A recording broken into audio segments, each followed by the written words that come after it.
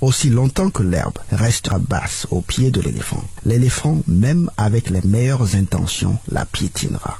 Il appartient aux peuples et aux entités les plus faibles de créer des mécanismes conventionnels et ou non conventionnels pour se défendre et se préserver de l'oppression volontaire ou involontaire des forts. Voilà l'essentiel du message que nous apportons au peuple des États-Unis d'Afrique. En août 2009, lors d'une tournée au Congo, Mme Hillary Clinton encaisse cette question de la part d'un jeune étudiant congolais. Et là, je paraphrase. Si demain je devenais président du Congo, et si j'essayais d'être indépendant, suivre mes propres idées et œuvrer pour l'intérêt de mon peuple, serais-je assassiné par les Américains? La question faisait clairement référence au rôle de la CIA dans l'assassinat de Patrice Lumumba.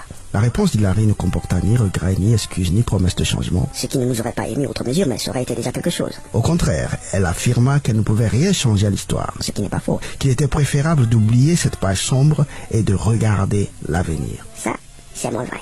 2 ans plus tard, les forces de l'OTAN bombardent la Libye et assassinent Kadhafi. Ceux qui oublient les pages sombres de leur histoire sont condamnés à les répéter. De quoi est-il question aujourd'hui? Aujourd'hui, nous allons parler de l'intérêt national. S'il y en a qui ne voient pas le rapport, patientez un peu, vous le verrez tout à l'heure. Mais avant tout, faisons le répertoire des forces en présence. Par ordre croissant d'importance ou de pouvoir létal, et retenez bien le mot pouvoir létal ici, nous avons le bas peuple, la basse armée, la bourgeoisie civile, la bourgeoisie militaire, le président, les nations, les forces et les institutions coloniales. Voici, dans toute relation, il ne faut jamais perdre de vue le rapport de force. C'est le facteur le plus important. En fait, à chaque fois que vous avez du mal à comprendre les comportements des gens dans une quelconque relation, employez-vous à élucider les rapports de force. Qui est plus fort que qui dépend de qui a peur de qui, et tout devient clair. L'homme ne fait rien d'illogique. C'est un être merveilleusement rationnel. Quel est donc le rapport de force ici? Eh bien, encore une fois, vous le connaissez déjà. Le bas peuple est soumis à la basse armée. La basse armée est soumise à la bourgeoisie civile. La bourgeoisie civile est soumise à la bourgeoisie militaire. La bourgeoisie militaire soumise au président et le président soumis aux forces coloniales. Dans des pays comme les nôtres, où le code pénal ou la constitution ne servent pratiquement à rien, les groupes faibles n'ont aucune voie de recours légale pour se défendre contre l'oppression des groupes forts. Les colons peuvent écraser nos présidents en toute impunité. Nos présidents peuvent écraser tous ceux qui sont en dessous d'eux en toute impunité, et ainsi de suite. Au bas de cette chaîne alimentaire se trouve un bas peuple qui n'espère même plus en un bonheur ici-bas.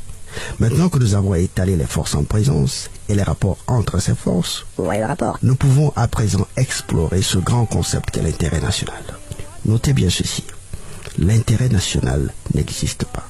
C'est une abstraction, c'est impalpable, immatériel, virtuel, c'est très difficile à cerner, ok? Ce qui est plus facile à identifier pour chacun de nous, c'est l'intérêt individuel. Et il n'y a aucune honte à l'admettre, les hommes sont avant tout motivés par l'intérêt individuel. Adam Smith, un éminent économiste, explique bien. La poursuite de l'intérêt individuel, ou cette tendance de chaque homme à chercher à améliorer sans cesse son sort, entraîne pour chacun un comportement qui a pour effet d'aboutir au niveau national à la meilleure organisation économique possible. C'est le fameux concept de la main invisible, un processus naturel par lequel la recherche par chacun de son intérêt personnel concourt à l'intérêt général. Exemple, au village, vous balayez votre cour et vos alentours. Votre voisin balaye sa cour et ses alentours. Le voisin du voisin balaye sa cour et ses alentours. À la fin de la journée, c'est tout le village qui est propre. Mais au départ, il n'a jamais été question de la propreté de l'ensemble du village. Seul l'intérêt individuel est réel, palpable. Il est donc irréaliste, très illusoire, hyper naïf d'espérer et même d'exiger que votre président, brusquement, pour la simple raison qu'il est devenu président, ne poursuive plus son intérêt individuel, mais qu'il poursuive seulement l'intérêt national. Votre président est comme vous.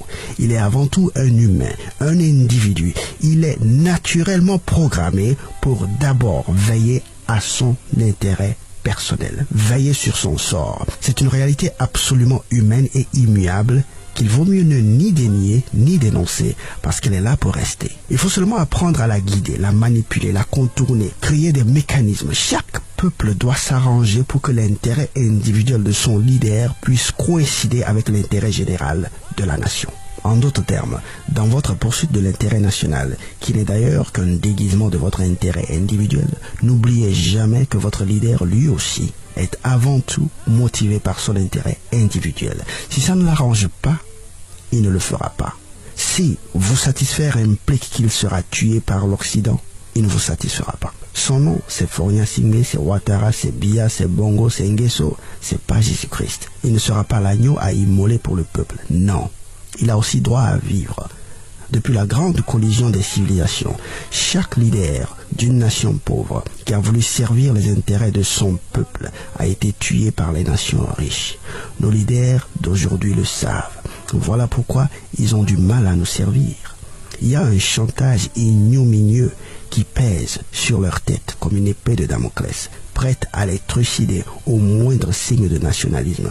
Voilà pourquoi des gens normalement intelligents montent au pouvoir et on ne les reconnaît plus. De la même manière qu'il vous est difficile d'aller défier les canons et les chars de l'armée, c'est de cette même manière qu'il est difficile à vos présidents d'aller défier la menace des puissances impérialistes. Dans ces conditions, comment est-ce que le président peut se faire respecter par les puissances coloniales?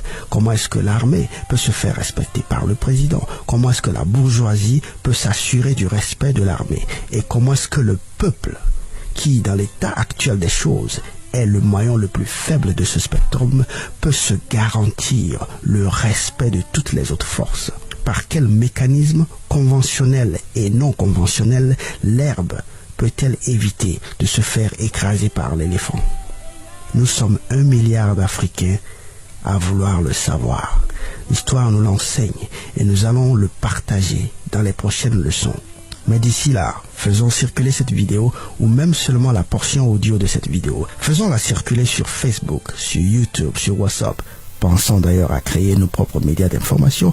Faisons aussi circuler dans nos stations de radio locales. Nous devons explorer et exploiter tous les moyens pour contourner la balourdise de notre système éducatif et illuminer le peuple africain pour l'intérêt du peuple africain.